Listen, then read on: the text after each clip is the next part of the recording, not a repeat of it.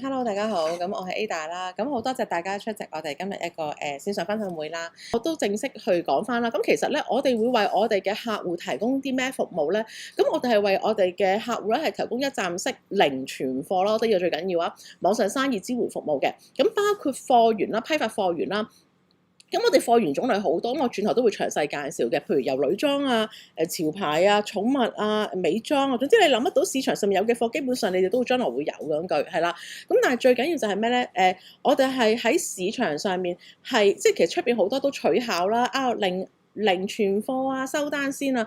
但係講到尾咧，所謂嘅零存貨咧，就係最終講到個尾，你都係要拎雙頭嘅喎，又或者可能你最終你一個款你都要拎兩件嘅喎，但我哋真係完全唔需要嘅。你將來你個客戶係訂一件，我哋都能夠幫你照做冇問題嘅，係啦。你真係收到客人嘅訂單，收埋佢嘅錢之後先同我訂翻貨嘅。咁我哋仲有一個 AI 網點系統，轉頭我都同你介紹。頭先阿盧生都分享過啦，因為其實我哋好多本身原生開始最初頭嘅起步店主咧，都係有份正職去開始嘅。咁其實佢哋時間係有啲嘅即係未必好多啦，因為有時覺得你放工翻屋企，你食完飯，其實我好希望店主係能夠大概抽一個鐘至個零鐘時間去營運呢個佢嘅生意咯，所以我哋係要靠好多 AI 嘅嘢，令到我哋好方便、好聰明去做嘢，同埋我好希望幫店主買翻啲時間係愛嚟做咩咧？係愛嚟做。即係我成日都講啦，即係愛嚟去做對客啊，去做銷售啊，因為我成日銷售先有生意㗎啦。即係等於你營運一間鋪頭，你不停喺貨倉後邊執貨，你唔會有生意嘅。你一定要企喺前面對客，你先有生意嘅。咁我好希望店主嘅時間係擺喺一啲有效嘅位置咯。咁宣傳推廣啦，咁頭先都分享過啦。咁我諗店主起步階段就最擔心，Ada 點樣係有客認識我哋㗎？你記住，我哋每一個嘅店主，佢哋今日做今時今日咁好都好啦，其實佢都係由零開始嘅，咁呢個我哋係好有方法嘅，咁句係啦咁樣啦。咁仲有實戰工作坊啦，其實我哋工作坊我哋有好多嘅，即係其實除咗我哋有好多唔同影片教學之外啦，咁我哋亦都會有好多唔同嘅工作坊啦，例如由一啲嘅係系統操作啦，去到 AI 嘅工作坊啦，甚至乎譬如教大家去剪片啊，教大家去直播啊、拍片嘅工作坊都會有嘅。咁轉頭都會詳細講解啦。咁同埋全球直播啦，我哋會幫大家飛去世界唔同各地嘅地方去做直播啦。咁同埋代寄貨去到全球啦，其實呢一個服務我都係好正嘅，因為其實將來咧，譬如你收到客人嘅訂單，收埋佢錢之後，同我訂翻貨咧，咁我哋啲貨到咗之後咧，我哋可以寄到去你客戶嘅手上，無論你個客戶喺香港又好啦，甚至乎遠至加拿大啊、英國呢啲地方都冇問題嘅，只要能夠香港郵政啦或者順豐能夠寄得到嘅地方咧，都能夠幫你做得到。咁另外咧，呢度咧我唔知會唔會遮住咗先。咁仲有就係盧彩雲啦，你哋個鏡頭冇遮住係我遮住咗啫。咁仲有其實我哋亦都會幫客去申請一啲funding啦。其實政府咧，因為其實可能如果有大家未有做生意嘅經驗啦，可能就唔係太了解啦。其實政府咧有好多唔同嘅資助咧，去支援好多唔同嘅中小企啦。就算你一個譬如我哋嘅店主都有申請啦，譬如申請幫佢哋做 marketing 啊，甚至去發展一啲品牌啊。咁呢個稍後我都會再詳細同大家講多少少嘅。好啦，咁就分享多少少啦。咁其實咧，我哋貨源有好多唔同種類啦。咁其實可能我直接開翻個阿班嚟轉頭準備定過嚟幫我，唔該你，係啦。咁其實我哋貨源種類好多啦，我講過。咁包括首先講韓國官網先啦。咁其實我哋所有貨咧係直接由韓國翻嚟嘅。咁佢所有packing 咧都係原裝 packing 嚟嘅。咁同埋韓國今日有幾多款都好啦。你哋係會有齊晒㗎，咁點解我哋會有齊晒？即係點解我哋啲店主有時啲貨品係比出邊市場強咧？係因為其實出邊係好多溝貨嘅，有時點解有時啲人Ada 我望到嗰件好靚，但係收到又唔係嗰回事咧。出邊係好多呢啲情況嘅，咁但係我哋係100%guarantee 你哋收到每一件衫都係我哋叫好老土咁講叫正品啦，應該係啦。所以咧每一件貨品都有翻晒隻訂貨單據嘅。如果你係咩懷疑，同埋呢個客人收到件貨如果有問題咧，我哋會幫你係1換1嘅，呢個你哋絕對放心咁樣嘅，係啦。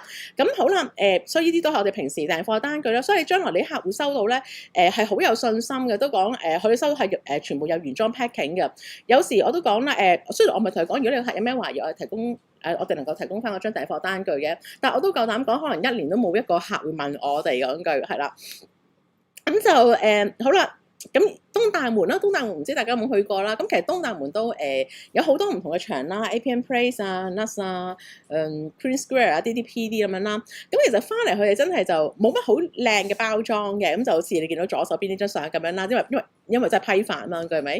咁翻嚟之後咧，同事佢哋會翻嚟全部開箱之後咧，就會去 check 嘅。佢哋因為我哋所有衫都會 QC check 嘅。咁我 check 完冇問題之後，我哋就會有翻個透明玻璃袋就交俾你啦，或者直接交俾你客戶嘅，係啦。咁潮牌啦，咁潮牌其實我講開潮牌，我都可以分享多少少啦。其實因為我哋貨源好多，所以我哋分別去揾唔同貨源嘅時候咧，都有負責唔同嘅同事，因為始終每一個同事咧，佢哋都對某一類型嘅產品咧個觸覺度會比較高啦。咁特別我哋韓國嘅同事啦咁樣啦，咁因為其實好似 Mardi 咧，大家可能呢幾年都好識㗎，呢個大花花講句係啦。咁但係其實我哋都喺香港嚟講，都算頭一兩間去開始引入呢啲品牌嘅公司嚟講句。咁所以當時咧，我哋店主都喺即係都係好爆單講句係啦，因為當時都冇乜人買緊講句係啦。咁你見到譬如 Mardi 啊、MFG 啊呢啲啊、小飛人呢啲啦，你我哋都有做啦，呢都係平時翻單嘅情況啦。咁 MLB 大家都好多人識㗎啦，咁樣咯。咁 Costco 啦 ，Costco 同加拿大嘅名牌代購，我哋都有做啦。咁其實 Costco 我哋個貨源都豐富嘅，講句係啦。咁就係啦，呢啲我哋都有提供啦。咁日本時裝連線啦，咁其實都唔止時裝嘅，不過咁啱我就寫咗時裝啦。因為其實喺日本咧，好多唔同公司咧都會邀請我哋過去做直播啦，甚至乎同我哋去聯繫啦咁樣啦。咁我哋啱啱嗰次即係11月尾嘅時候，我哋都飛咗去日本一次，就幫我哋嘅店主去做一場大型嘅直播啦。咁佢介紹好多當地嘅唔同時裝啦、skin care 啦。咁我哋嚟緊5月都會飛日本嘅啦，又係幫所有店主去做一個連環式嘅直播講句，即係由時裝啊、skin care 啊，或者可能一啲精品啦、潮牌啦咁樣。咁我哋去完之後咧，你都可以睇到我哋啲店主嘅翻貨量嘅訂單係幾咁誇張講句。咁我都講啦，我哋其實咁辛苦去做咁多樣嘢，即係甚至乎我同阿盧生兩個都親自出動。其實我哋個目標係好清晰，就好希望大家係共贏，希望大家即係個個都係爆單講句係咁樣咯。咁仲有啦，除咗譬如一啲嘅叫做時裝嘅直播之外啦，咁其實我哋每一年嘅農曆新年咧之前咧就一定會幫大家飛過去日本嗰邊做連線嘅，因為其實你發覺有時你見到呢啲禮盒咧，好似平時比較少見到喎，點解咧？因為其實有時你喺香港一啲嘅日本嘅超市啦，都會見到一啲嘅日本禮盒賣啦，有時咁，但係其實你發覺同我哋幫大家去揾嘅款式係有啲唔一樣，係因為其實通常好味嘅嘢咧，個食用期係短嘅，係啦，咁嗰啲真係要人手人肉搬翻嚟嘅。咁但係我都講過啦，我哋係好希望店主即係我哋成日都講嘅，我哋會將店主嘅客戶咧，係當為我哋嘅客戶，我哋成日都講嘅，真正個客戶其實唔係店主啊，係你嘅客戶先係真正個客戶咯。咁我哋成日都會諗啊，其實佢會想要啲乜嘢咧？乜嘢會吸引到佢嘅注意咧？或者佢收到啲咩佢會好開心咧？或者佢有啲咩買佢會好開心咧？咁所以我哋真係每一次去日本做連線嘅時候，其實都係好誇張啦。咁但係好開心，因為我哋都連續做咗幾年日本連線啦，但係每一次都聽到店主係好，即係其實真係每一年比一年好啊！佢真係好多正面嘅評價啦，甚至乎我有啲店主嘅客戶啦，同翻佢講話好正啊！你哋啲產品好正啊！咁我哋都好開心㗎，因為其實真係做呢啲係好辛苦，好辛苦咁係啦。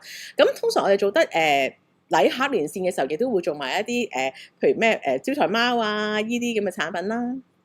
咁通常歐洲我哋就會我哋希望今年會再積極去開拓多啲歐洲呢邊嘅路線添嘅咁句係啦。咁我哋歐洲以往做咧，我哋最主要係做一啲嘅，譬如聖誕節嘅時候啦，好興好多一啲送禮嘅禮盒啦。咁但係通常夏天會少做啲，原因係因為會用啊，係啦。咁同埋通常佢哋季尾嘅時候咧，啲黃金時間咧，通常都會出佢哋好多呢啲咁靚嘅禮盒裝。咁我哋又係爆單爆到暈嘅呢啲咁句係啦。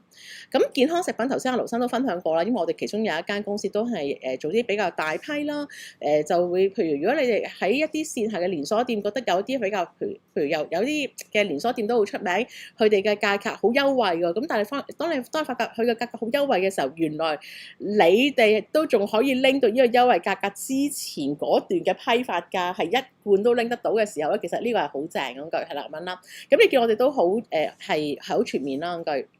係啦，將來你哋唔需要拎雙頭㗎。譬如你個客就咁訂一桶嘅益生菌，即係呢啲益生菌啦，都冇問題㗎。你即係唔需要話我個客戶就咁訂一桶嘅喎，得唔得㗎？冇問題㗎，你哋都可以照拎㗎。係啦，個價錢都會係一樣㗎，都係靚仔㗎嗰句。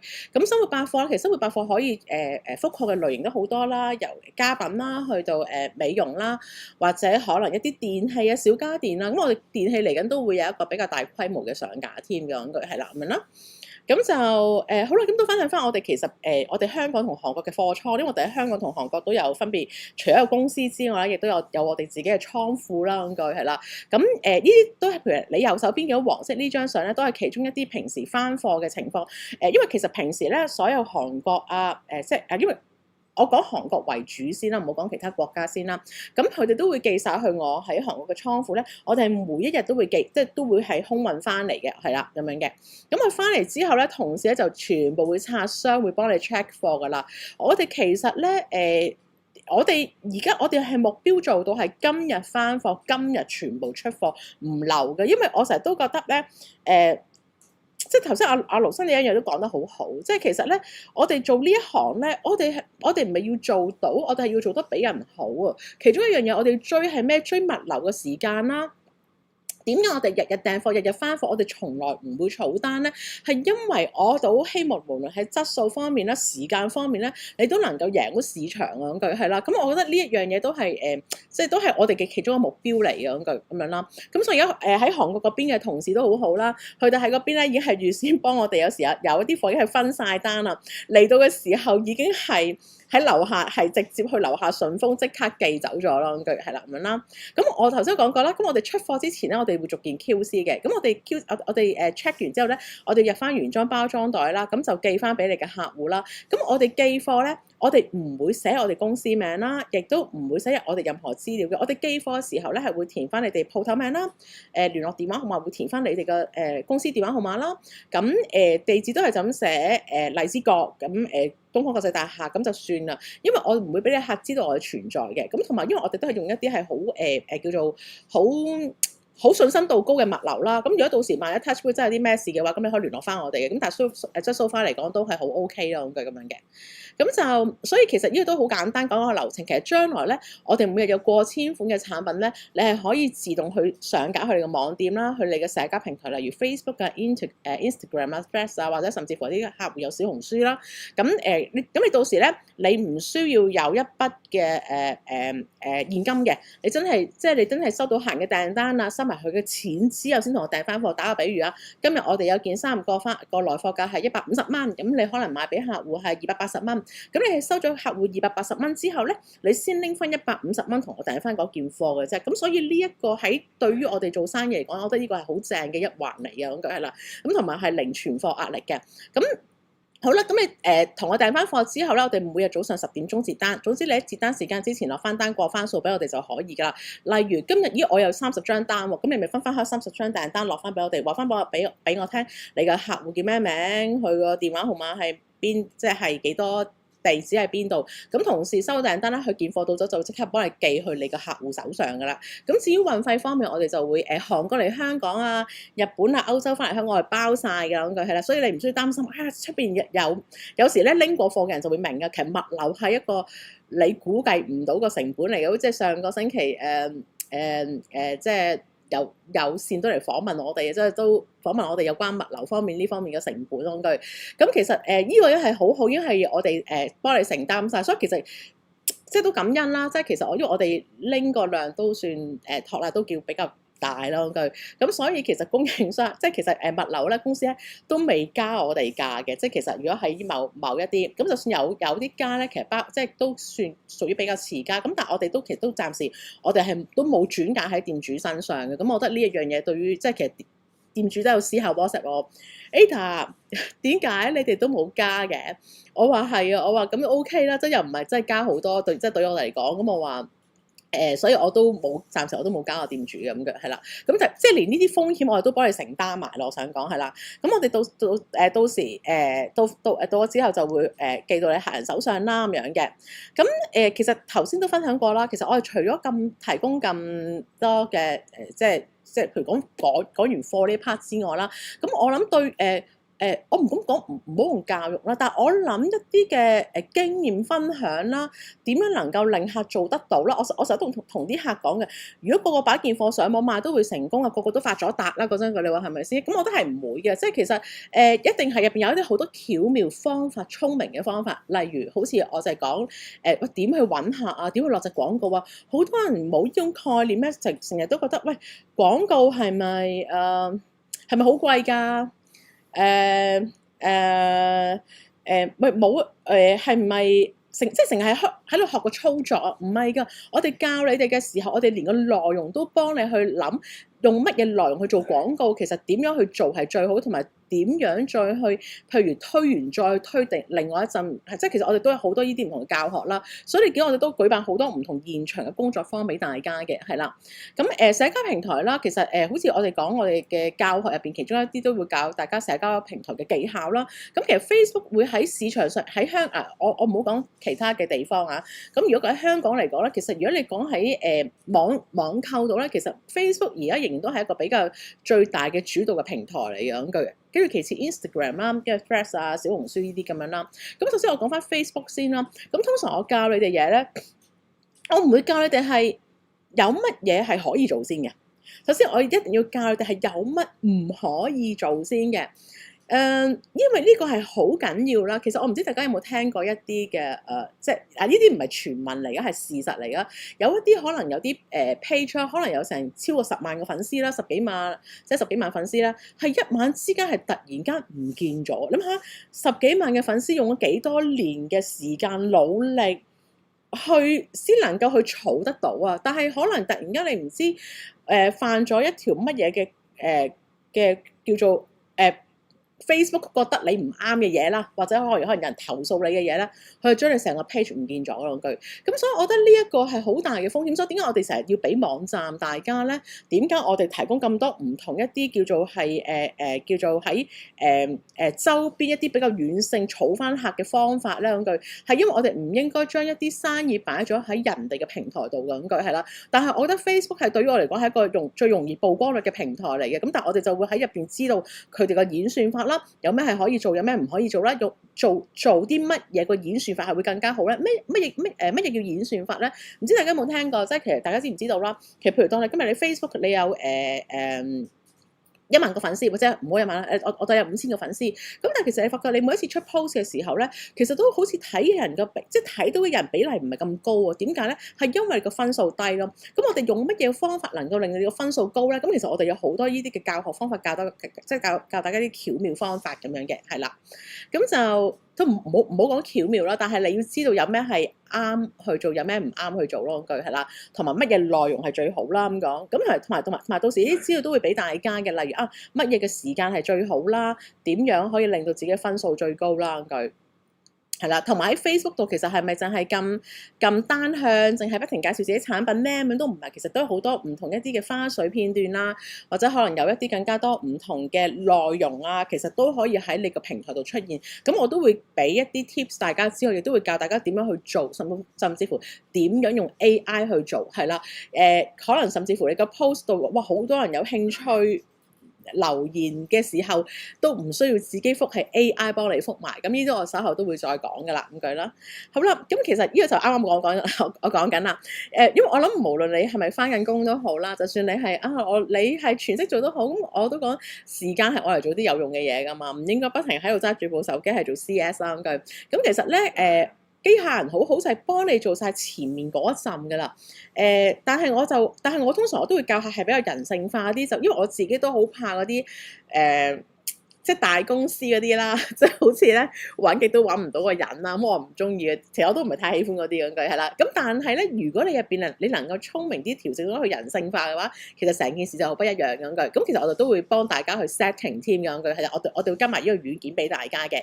咁甚至乎除咗去幫你覆到一啲嘅 inbox 或者出邊嘅 message 之外咧，我哋甚至乎會有啲嘅教學教大家點樣去帶你個客去你自己嘅私人群組啊，因為我到時都會教你哋點樣去開你哋自己嘅社群啦，自己嘅 group 啊，有咩嘢策略去做啊？譬如會唔會有一啲叫做有一啲嘅比較產品比較特別嘅產品，淨係喺 group 度先分享俾你嘅支持你哋嘅客戶啊咁樣，即係我哋會教你點樣去養群咁樣係啦。咁所以入邊咧都有好多唔同嘅嘅掣啦，去引導俾個客去撳咁樣嘅係啦。咁頭先都講過啦，我會幫大家飛去韓國啊、日本呢啲唔同嘅供應商度幫大家去直播啦，咁句係啦。咁就好似我依句嘅標題所講啦，真係店主係安在家中享受爆單成果啦。因為我諗大家都好明白，其實直播甚至乎唔好講直播啦，直播啦、影片啦、短片啦，你唔可以否認，無論喺任何一個社交平台都好啦，佢都一定個流量係會比喺一啲平鋪直敍嘅 post 係更加好嘅。咁但係對於店主嚟講，有時我知啦，咁但係問題我點樣能夠做得到先？點能夠解決到呢個方法先咁句？咁呢個先係對於嚟講最大難題。咁所以我哋就會幫大家飛過去啦。譬如我哋，因為你哋唔需要，起碼你哋唔需要有機票啊、酒店啊，或者擔心自己識唔識啊，會唔會我去咗做直播之後有冇人幫我做 CS 去覆客啊？你唔需要擔心呢樣嘢。呢啲咁嘅我哋成日都講話，呢啲咁嘅粗重嘢交俾我哋咯，咁係啦。咁其實就交俾我哋啦，因為其實同埋我自己幫大家去即係安排主播去唔同地方做直播嘅時候咧，其實我自己都好有經驗幫大家去揀貨嘅。因為其實我都講我做咗咁多年啦，其實邊啲品牌係最爆單？點解如果你哋有時平時睇我哋 Facebook， 哇你翻貨好誇張，點解我哋見到我哋倉咁大？係因為我哋自己做咗咁多年，我哋好知道邊啲貨係一定走得到，而呢個亦都係你哋最希望嘅結果嚟嘅。咁句係啦，咁我哋會幫大家飛去唔同地方去做直播啦。咁就無論飾品啊、時裝又好啊，甚至乎潮牌啊，甚至乎一啲嘅嬰兒展覽都會幫大家去做連線啦，寵物展嘅連線啦，都會幫大家去做。你試幻想下，如果你作為一個店主，其實呢一啲對於嚟講你係做唔到嘅，你係冇能力做得到，因為其實入邊講緊全部都係時間同成本啊，甚至乎係經驗講句。咁而呢啲咁豐富嘅嘢，全部今日你一個新手都好啦，全部都已經係你已經係可以擁有講句。咁所以就我頭先一開始講過，你哋好幸福係因為你入嚟係我哋嘅17年啦，講句係啦。咁就亦都我哋咁好多人都會關心就其實你哋配送時間耐唔耐㗎？其實我哋配送時間係比市場上面嚟講係好，我覺得係好理想，因為我哋其實平時韓國貨啦，我哋就會寫5至12個工作天呢個 range 嘅句。咁但係其實咧韓國平時翻貨會點啦？我哋咪每日訂貨嘅，咁佢啲貨就會其實如果佢有貨，會即日全部送晒去到物流度啦。咁物流就會即日送翻香港。其實可能短至係可能你今日訂貨，件貨後日就會到香港。即係時其實可能即係有時5個工作天都唔使，有時可能佢要幾日補貨，咁可能又會有即係會遲幾日咁樣，但係都會喺呢個 range 入邊咯句。但係但係我哋會有跟單嘅，即係意思如果萬一可能韓國可能有啲貨佢哋要重新再做過，或者可能有啲嘅配件佢哋要重新再配過，可能會有遲咗嘅話，我哋都會中途同大家去講一聲。同埋頭先我都講過啦，我哋每日咁多新貨上架嘅時候咧，其實我哋亦都有我哋亦都會不停有好多新品牌推出啦。咁但係同一時間，其實我哋都會篩選咗一啲唔好嘅品牌嘅，例如可能質素唔好啦，又或者可能個貨期未如理想啦。我哋係寧願做少一個品牌都唔想得失客，呢個都係我哋不嬲咁耐嘅方向嚟嘅。到時咧，我哋會幫你做一個屬於你哋自己嘅網站嘅，俾大家望一望下先。你唔需要哇 Ada， 我見出邊咧有時。我去其他啲嘅，譬如比較大型嘅幫人做網站嘅公司啦，哇！我要自己去做設置，你將來唔需要㗎。我哋係俾份 form 你，好似人民入境事務處嘅 form 咁樣。我會問你，你揀邊個 logo 啊？你揀邊個圖片設計啊？你個收款方式會係點啊？你幾多錢會免運費俾你嘅客戶啊？你個 SEO 文章你想寫啲乜嘢啊？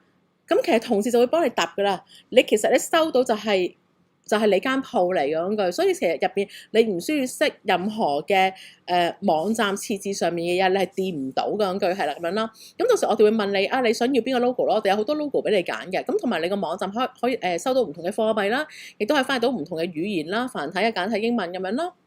咁分類會幫你做好晒啦，你唔中意你可以自己隨時去更改啦，轉名轉位置啦。banner 嘅話，同事都會幫你做設計嘅，佢會問你想用咩相啊，寫咩內容啊，係啦。咁你個網站都可以擺到好多唔同嘅影片啦，譬如我哋嘅直播，譬如直播又好啦，或者可能一啲小短片咯，我會有好多呢啲咧唔同嘅影片啊，又或者好多唔同呢啲有咩好新嘅 update 啊，我哋店主之間咧就會有個公告群俾你哋講句，咁所以將來呢啲咧你都可以呢啲短片咧，你都可以擺喺呢啲位置嗰度噶。咁而佢最正就係咩咧？你擺段短片入嚟，其實最希望就係引導個客去撳嗰件貨落個購物籃咯。譬如好似我哋直播咁嘅，譬如平時因為平時直播通常都會長長地噶嘛，咁佢即係小則啊1個鐘啦，長則啊2個幾鐘都會有啦，咁佢係咪先 ？OK， 咁好啦，咁有時嗰陣有質素嘅客啦，我哋就講有質素嘅客，佢哋冇嘅係咩咧？就係時間。咁所以呢個好正就係，其實佢可能平時我冇可能等到1個鐘之後你介紹邊件，我坐喺鏡頭面前等你咩？唔會噶嘛。所以將來你只要將你段直播又好，短片都好啦，你擺翻上嚟之後，可能個客我想睇你介紹呢一件喎，你只要撳一撳落嚟。直接跳咗呢件產品嗰個，唔夠嘅話咧，都仲要減10蚊俾大家。OK，佢咧就會直接跳去嗰件產品嗰個位置嘅講句。咦，啱喎，我中意喎，即係我講緊你個客戶話，咦幾靚喎呢件，我就擺落個購物籃啦，加入購物籃啦。咁啊，如是者咪繼續再去睇咯，係啦。咁所以我覺得呢一個嘅功能咧係超正嘅，係啦，亦都係，所以我哋其實有時啲人都好愕然，點解我哋一間我唔好講係批發公司啦，其實我哋其實我哋入邊有好多 IT 嘅同事啦。咁其實我哋點解我哋喺香港自己都有2個 programmer 咧？係因為我哋要其實不停要幫大家去建立好多唔同一啲嘅功能啦，去方便你哋啦。除咗方便你哋嘅時間之外咧，係最緊要就係幫你哋諗下點樣能夠將你哋嘅訂單去再量大化嗰句係咁樣嘅。咁好啦，咁同埋你鋪頭有好多唔同嘅櫥窗啦，咁去分享一啲你精選嘅產品俾你嘅客戶啦，咁句。咁你個網站亦都係可以會連接翻你哋鋪頭嘅 Instagram 啦，譬如你有咩新 post 嘅時候，佢都會喺呢個位置度同時更新啦。咁呢個功能都唔係太多幕，即係都唔係好多出邊網站都會有嘅。咁同埋寫一啲嘅 blog 啦、網誌啦，咁其實呢度到時候都會教你嘅。咁因為其實呢啲咧，我哋教你點用 AI 去寫，點用 AI 去做圖，係啦。咁跟住其實佢入邊做到好其實佢入邊最正就係幫你做到好多唔同一啲嘅搜尋引擎嘅優化，係譬如喺搜尋引擎可能有啲客戶打一啲關鍵字去揾嘢嘅時候，會容易揾到你存在啦咁樣。咁我喺一個網站入邊上面有好多唔同文章嘅結構性嘅嘢，例如購物流程啊、付款方式啊呢啲文章咧，你唔需要諗噶啦，同事會幫你度好晒。你寧願唔中意就自己再去編輯再微調佢啦。咁無論繁體版、簡體版、英文版都幫你做好晒噶啦，同埋亦都會連接翻你不同嘅社交平台，例如 Facebook 啊、Instagram 呢啲啦咁樣啦。咁同埋咧，你個網站係 responsive 嘅，意思係咩咧？你無論你個客戶係用 iPad 打開、手機打開，全部都係會對位咁樣嘅，係啦。咁好啦，咁我哋其中個最正功能咩？我頭先咪講過嘅，我哋每日有過千款嘅更新嘅。咁其實你個後台咧唔需要擔心，哇！好似好多掣喎。其實你每一日咧就係咩咧？揀貨上架啦，睇下有咩訂單啦，訂翻貨啦。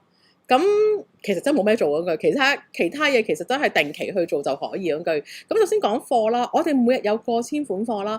其實呢啲貨咧，佢會全部自動去晒你鋪頭後台㗎啦。你平時出邊好多人做 online 咧，咪要自己 download 張相，自己上咗啲圖片，又自己打一段文字，你唔需要嘅。咁全部每日最新嘅貨品咧，佢會去晒你後台㗎啦。有啲 AI 功能咧，係出邊係即係我哋少有啦，同埋亦都係我哋團隊特登係為大家而做落去嘅。可能我講譬如我打比喻啊，我唔知大家有冇呢啲困難啦。其實我哋嗰時做呢啲功能咧，其中一個原因咧係因為啲店主同我講，因為我自己都係嘅，我成日都好佩服我啲同事咧，佢哋寫嘢好叻嘅，即係寫 post 哇轉個圈已經諗到成篇嘢啊！我自己都要度好耐嘅句，咁我哋咧就點咧交俾 AI 寫啦。咁你有時交俾 AI 寫，你都要去知道你賣緊咩產品先得㗎，系統入邊做埋㗎啦。例如可能就係夏天咯喎，我想揀呢幾件產品出個 post 先，咁啊撳啦，咁啊撳幾件海灘嘢啦，咁撳完之後咧，我拉到落底啦，咁佢咧就會撳一撳 AI 生成，佢就會幫你因應你揀咩產品咧，佢幫你諗內容噶啦，你唔使諗。佢最正佢係連嗰啲 hashtag 嘅咧，都會幫你諗埋嘅，係啦。同埋佢有時連嗰啲係啦，咁佢連嗰啲 hashtag 啊內容都會幫你諗晒噶啦。OK，咁跟住如果你唔中意，你咪自己編輯一下佢咯。但係其實佢都好靚仔講句。咁跟住咧，你就可以撳你可以即時發布又得，或者唔係喎，喂，我可能係想聽日朝頭早黃金時段，可能朝頭早9點鐘發布嘅，你咪 set 聽日嘅時間咯。可能2026年4月，聽日幾號我唔記得咗添。聽日係24號咁樣，我24號我要8點鐘發布，咁你打翻個時間0800咁先嚇。唔得嘅，唔知而家我撳唔到，但係唔緊要。咁佢係正常，佢有撳個時間掣嘅。咁我當我而家我係要即時發布啦嗰句。你只要撳個 Facebook 啦，撳我開始發布啦，佢就會即刻喺你個社交平台、你個 Facebook 專頁咧，幫佢出咗個 post 噶啦。我諗呢個對於好多無論你係即係 part time 創業嘅店主又好啦，或者可能即係全職做緊都好啦，你都覺得哇好正啊！我哋貨源種類啦，咁其實我哋貨源種類好多，我頭先講過啦，官網啦，好多唔同。其實我哋因為有時啲店主問我嘅，喂 Ada，我想咧做啲乜嘢嘅 style 啊？可能有啲店主會同我講，佢想做啲比較簡約啦，有啲會想同我話做啲 OL 嘅系列啦，有啲會想做型格啦。其實咧，你只要諗得到，基本上我都韓國有嘅嘢，基本上你全部都會有噶啦。如果將來有啲產品，你發覺我哋未有都好，你都係我哋你都係同我哋講啦。我哋基本上99.9% 都能夠拎得到翻嚟嘅咁句係啦。咁就所以有時啲客曾經問過我 Ada，我想問下咧，上你公司度睇啲貨源咧，同我喺屋企睇係咪會唔一樣㗎？唔係嘅，係一樣嘅，係啦。咁轉頭咧，你稍後都可以稍後同事都會 WhatsApp，即係今日提你入嚟呢個分享會嘅時候咧，我哋稍後都會 send 翻 WhatsApp 俾你。如果你有興趣想了解更加多嘅貨源資料咧，你都可以聯絡我，咁我就會俾更加多嘅資料你嘅。咁其實有時啲客問我呢，係咪喺你公司度睇唔一樣？唔係啊，係因為你一上到嚟，你話俾我聽你想做邊一類型嘅嘢，我就知道其實邊一啲品牌係好適合你啊。咁所以點解你一喺我面前嘅時候，你發覺原來你睇到嘅嘢點解會咁正嘅？點解好似係我都係我好想要嘅風格，好想要 style？係因為你今日你就咁撳我網站嘅時候咧，佢係一個海嚟㗎，佢係一個海嚟㗎。咁變咗你可能你有時咁到第10版嘅時候都得，都唔係咁啱我。其實可能你第10版嘅貨都仲係講我今日嘅貨嚟嗰句係啦。咁所以都俾大家知道翻啦。所以如果將來大家係想有啲咩特定嘅風格嘅貨咧，反而你直接同我講，我就會介紹俾你咁樣噶啦。咁譬如東大門時裝啦，東大門我哋咁多個場都會有做啦，潮牌啦。配飾啦、日本直送啦、童裝我哋都有嘅咁句係啦。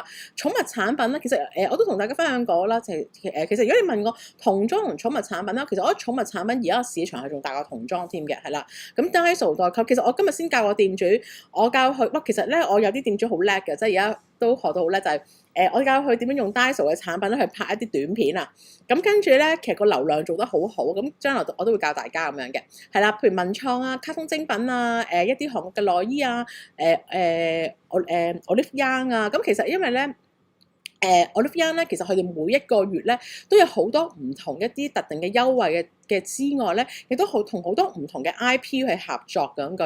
咁呢一樣嘢咧喺出邊有時市場咧唔係咁多公司會做，係因為未必會花咁呢啲咁細緻人手去做之外咧，同埋因為有時一啲比較重身嘅嘢咧，其實個運費都貴。咁但係我哋都因為我講過啦，我哋物流嗰個有好大嘅優勢啦，咁所以大家都能夠會有呢啲提供。咁佢通常每一個月嘅月頭咧都會轉一批新嘢嘅，咁所以你哋都跟得好貼。通常同事每個月嘅1號咧，除非嗰個假期啊講句，咁你就基本上你都係即刻緊貼咗個市場㗎啦講句係啦。咁佢嘅瘦身保健啊、人氣食品啊、加拿大直送啊，咁呢啲產品都會有㗎啦。咁我諗大家都有時都會關心嘅就係，哎呀，我好想大概知你哋個價格幾多喎咁樣，咁我都係俾大家參考下啦。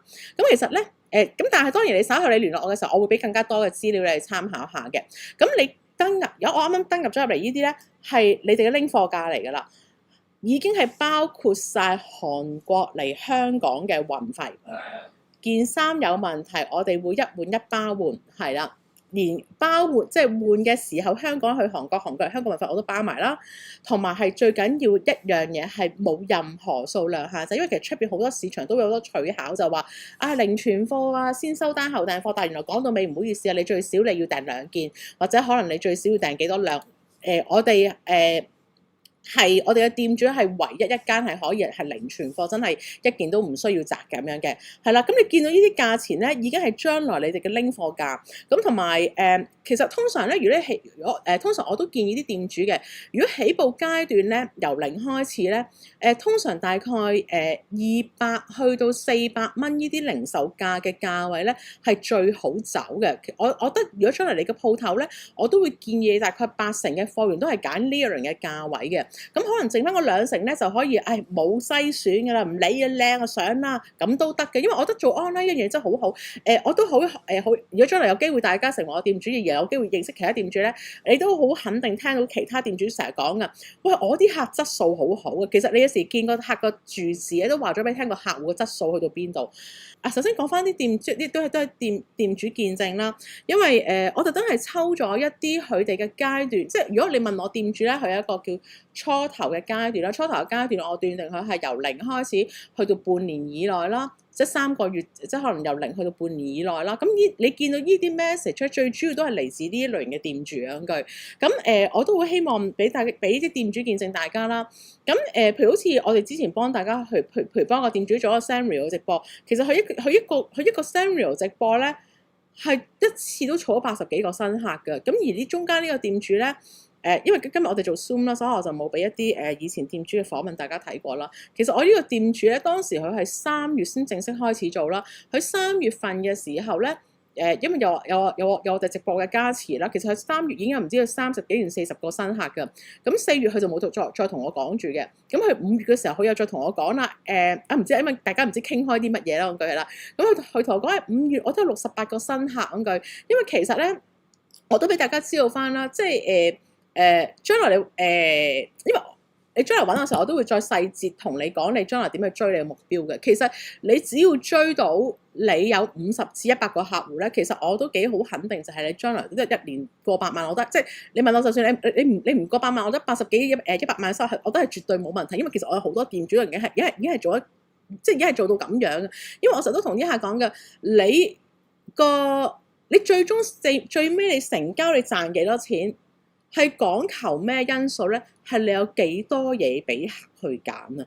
所以你見到咧，我哋有一啲店主嘅訂單咧，譬如我都呢個店主都係當時都係新啦，佢係一張訂，我都當時我俾一個實體店嘅老闆娘睇呢個 message，因為我頭先阿盧生講過啦，我哋有幾間公司嘅，佢有其中一間公司佢冇講出嚟嘅就係我哋有間公司專係幫好多商家去做 marketing 嘅嗰句。咁當時我哋有啲 marketing， 我哋有啲客戶係一啲實體店嘅老闆娘啦。哇！一張單新客都50幾件，我成日都同啲客講㗎，你同個客成交到幾多件，係視乎翻你有幾多嘢俾客去揀嘅啫嘛。即係好似你去 supermarket 咁，你去一啲可能連手推車都冇嘅，得個籃嘅，咁你覺得你買嘅嘢可以有幾多啊？可能一啲好正常即係 general 嘅 supermarket，可能一個正常嘅車啦。但係你發覺你去到 superstore 咧，我買好多嘢嘅，點解？係因為佢好多嘢俾你揀啊！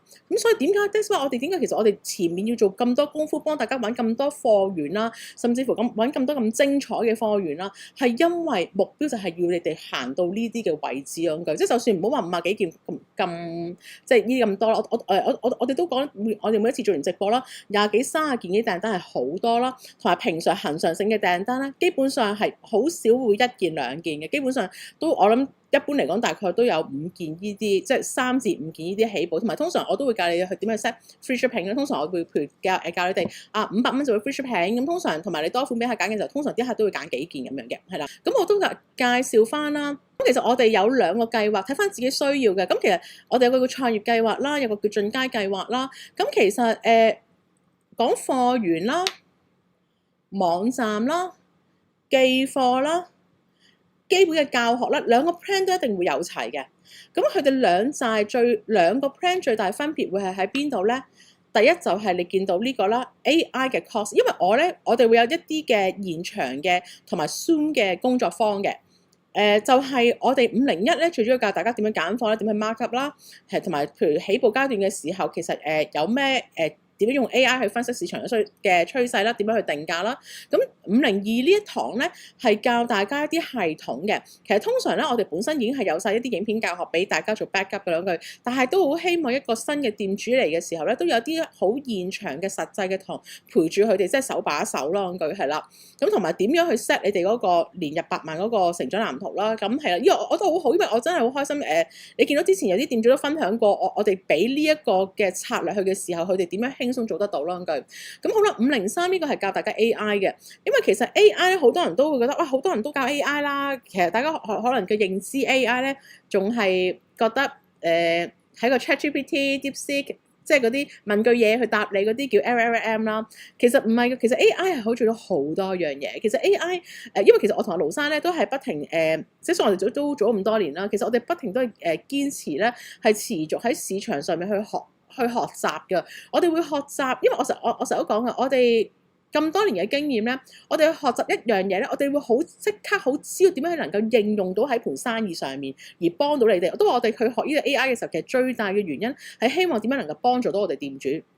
係啦，咁我哋將我哋學習嘢之後咧，就俾個精華版，即係覺得係冇用嘅嘢就篩選咗佢啦，咁句係啦，即係就斬走佢啦。有用嘅嘢就專係教我哋嘅店主啦，咁同埋甚至乎亦都會因應係咁樣而做一啲嘅功能去幫我哋嘅店主添咯，句。咁譬如教大家點樣去出 post 啊，點樣去做 AI 影片啊，點樣可以去落點樣精準去落廣告啊，教你點睇廣告嘅分析啊，呢啲都係會教大家嘅部分嚟嘅。咁504咧係會教大家點樣去直播啦，即係可能甚至有啲店主同我講，但係我都唔直播嘅，但係唔緊要，你都要嚟上呢堂係啦，因為其實呢個咧我都會，因為其實我知道有啲店主咧，其實佢哋可能工作嘅關係啦，或者可能有時都可能起步階段啦，未有經驗啦，都會有啲擔心，即係都會有啲怯場嘅。咁但係我都覺得係值得嚟去學習呢個，因為我哋都會教大家點樣係唔露面嘅情況之下咧，都可以能夠去做到一啲短片帶貨咁句係啦咁樣嘅。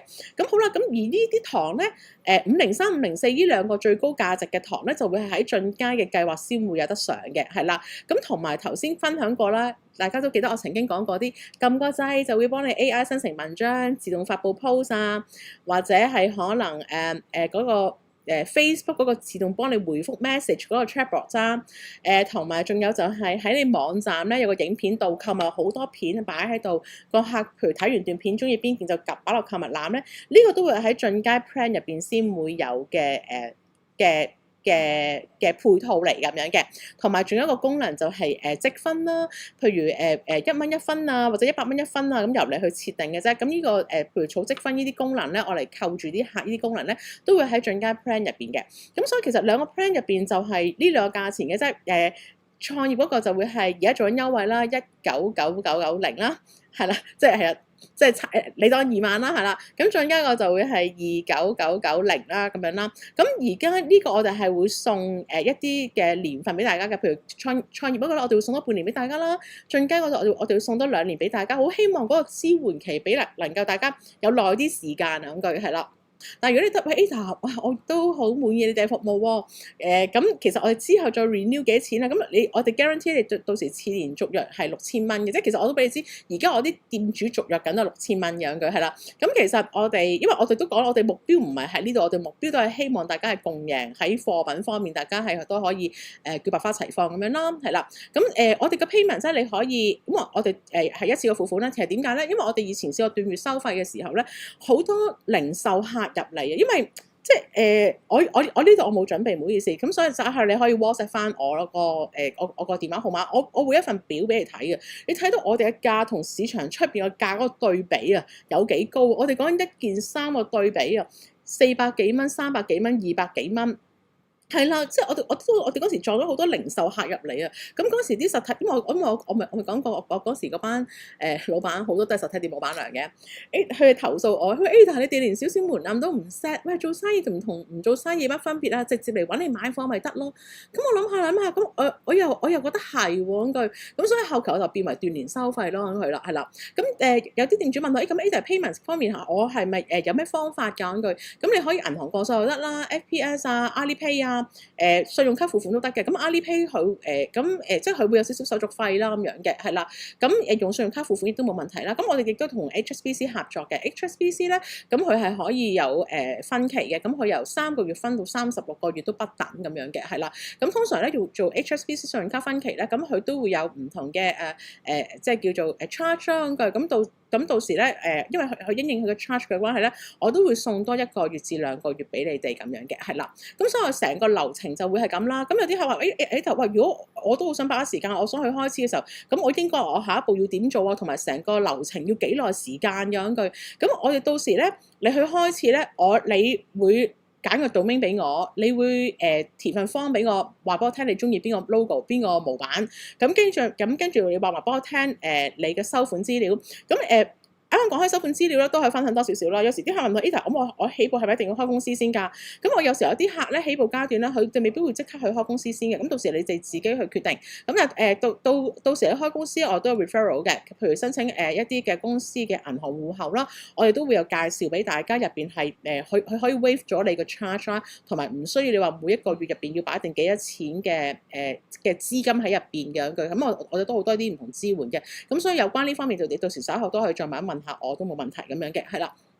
咁所以就到時我哋會問你譬如你可以起步階段，你可以用住個人轉數快啊、PayMe 啊呢啲開始住先咯。因為你有時開間公司都好啦，其實你基本上個銀行戶口都唔係即時可以開得到嘅句，係啦。咁你之後可以隨時去轉翻嘅，係啦。咁跟住你就話俾我聽，你會幾錢 free shipping 俾啲客啊？咁我都會有啲指引俾你哋嘅，係啦咁樣咯。咁跟住同時收到資料就會幫你做個網站。你要我哋2至3日，係2至3日，你個網站已經係收到，就好似我今日我個客戶咁樣啦，佢上嚟。即係收網站就開始揀貨上架，咁基本上佢聽日個網站都可以直接出街，所以由你決定去到你真係做生意，直接去做生意出嚟唔得啦，我要喺呢個市場要分一杯羹啦，其實可能都講緊唔使1個星期嘅事咁句係啦，咁所以即係我想我哋成個，因為我哋自己好熟啊做到，同埋我哋成個流程係好簡化，咁所以都俾大家知道翻啦。咁如果大家之後咧有咩問題唔明嘅話咧，都可以隨時 WhatsApp 翻我啦，咁到時同事就可能喺個 WhatsApp 度 send 翻我個電話號碼俾你哋，